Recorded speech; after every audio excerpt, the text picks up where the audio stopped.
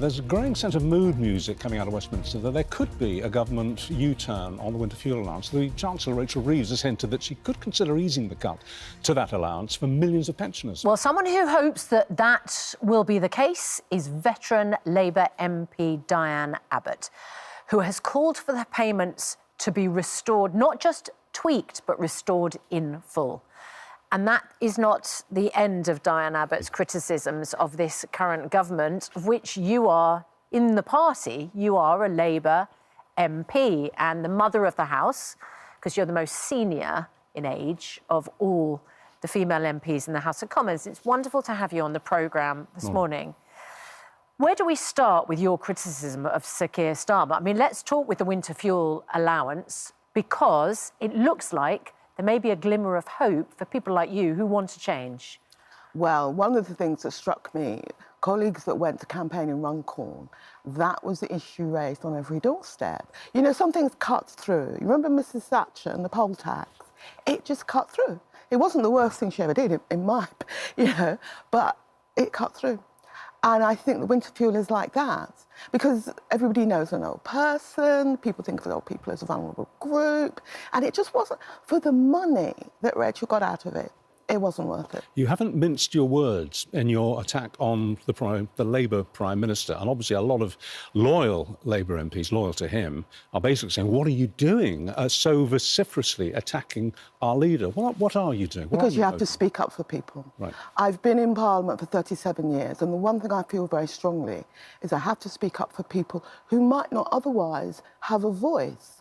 And for instance, the Prime Minister was talking last week about an island of strangers. That upset a lot of my constituents. They don't feel like strangers to each other. They could be from Turkey, they could be from Jamaica, they could be from Bangladesh, but they don't feel like strangers. And people didn't like it. And I spoke up about it, because what's the point of being an MP if you can't speak up for people? What do you think the impact of that speech has been? I think it's been very damaging for Keir, actually, unnecessarily damaging.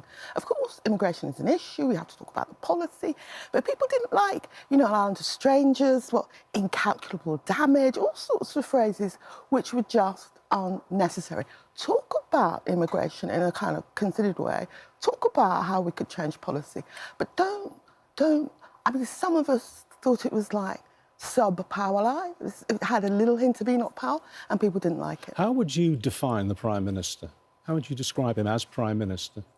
Well, he's done quite well with international stuff, but basically he's a manager rather than a politician, and very good at being a manager.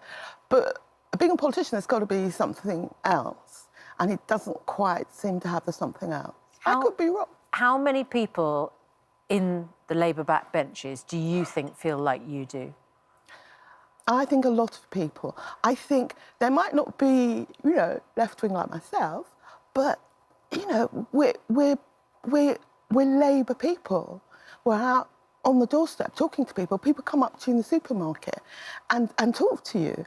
And I think people feel that certainly, as I say, the foreign policy stuff is fine, but some things have been misjudged. So you welcome, for instance, his statement on Israel? Yes, I do. I think we're heading in the right direction. You can't see those pictures of those poor children and not want an end to the war. You just described the Prime Minister as a manager. Do you go with those who say that basically he's one of those Labour leaders who doesn't really believe in anything? You have to remember that Keir didn't join the party till 2014. OK? He was Director of Public Prosecutions. Obviously, he couldn't join the party. So he's in, and then the next year he became an MP. So he hasn't come through the Labour movement. And maybe that's why he doesn't appear to have a set of beliefs. Do you think that he will be Prime Minister at the time of the next general election? I hope so. But do you think he will be? I hope so. Do you think there is a better person within the Labour front bench, or indeed the party, to be Prime Minister than Keir Starmer at the moment? Well, there are other people. Angela Rayner's in the papers today. Do you think he's trying to steal Reform's clothes? Yes, I think he is. And I think it's very, very unwise, because if you like Reform's type of hardline anti-immigrant policies, you're going to vote reform. Why are you going to vote for a second-rate copy? Do you think he's more frightened of reform than he is of the Tories? At this point, he thinks that reform are our main opponents. And you have to remember, after the general election, I mean, obviously we've got a very big majority, but there are about, I think, 90 Labour MPs. That reform is number 2. So people are looking over their shoulder at reform. And if he's looking over his shoulder at the television screen right now and listening to you and watching you, what do you think he's thinking of you?